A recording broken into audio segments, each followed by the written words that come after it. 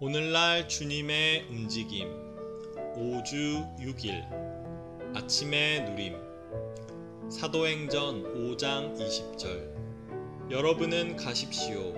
그리고 성전 안에 서시어 이 모든 생명의 말씀을 백성에게 전하십시오 라고 하니 고린도전서 14장 24절 그러나 모든 사람이 신원하고 있는데 어떤 믿지 않은 사람이나 다른 언어들을 모르는 사람이 들어온다면 그는 모든 사람에게 책망을 받고 모든 사람에게 판단을 받아.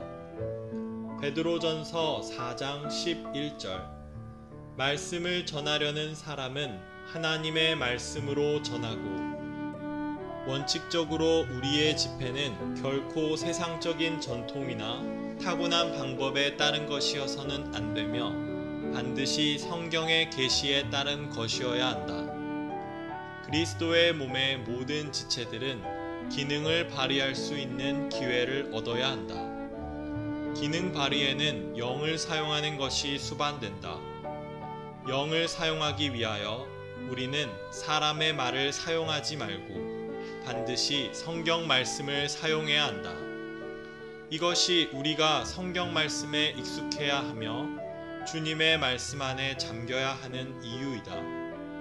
이렇게 함으로써 우리는 입을 열 때 주님을 말해낼 수 있을 것이다. 이것이 주님을 위해 신원하는 것이다. 나는 여러분이 가정 집회나 소그룹 집회나 지역 집회에 참석할 때 전통에서 나오기를 힘쓰기 바란다.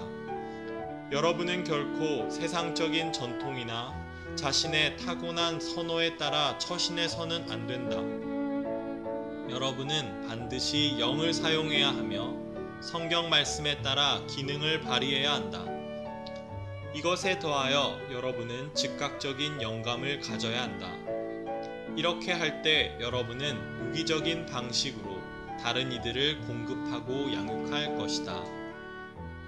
오늘의 읽을 말씀 여러분은 진리 안으로 들어가며 생명을 추구하고 체험할 뿐 아니라 반드시 유기적인 일에 이러한 항목들에 특별한 주의를 기울여야 하며 이러한 것들을 진지하게 배워야 한다.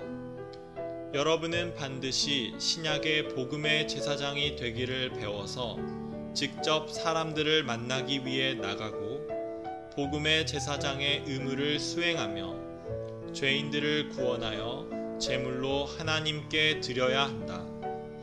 더 나아가 여러분은 계속하여 젖을 먹이는 어머니가 친자녀를 소중히 품듯이 새로운 믿는 이들을 보살피고 그들이 자라서 자기 자신을 살아있는 제물로서 하나님께 드리도록 해야 한다.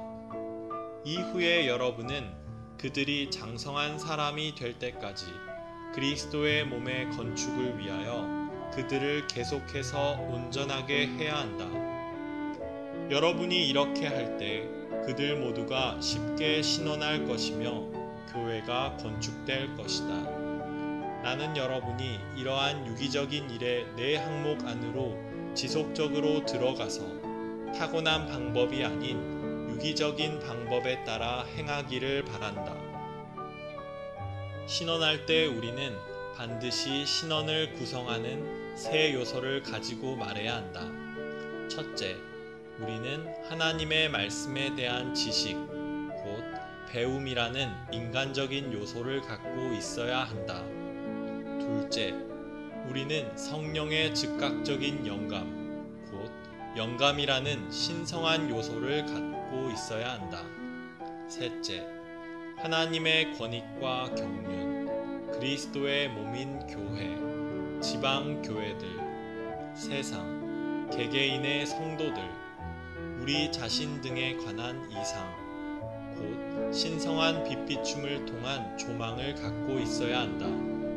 우리는 우리가 본 것을 성령의 영감을 받아 성령의 빛비춤과 함께 이 생명의 살아있는 말씀으로 말해야 한다.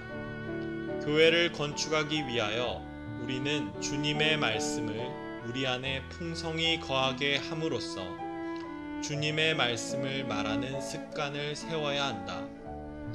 신원하는 것은 하나님의 신탁의 말씀, 신성한 계시를 전달해주는 하나님의 말씀하심, 곧 하나님께서 직접 하신 말씀을 갖는 것이다.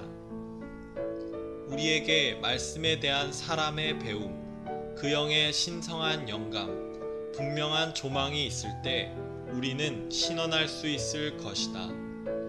신원은 항상 이 생명에 살아있는 말씀, 성령의 감동, 그리고 신성한 빛비춤을 통한 분명한 조망으로 이루어진다.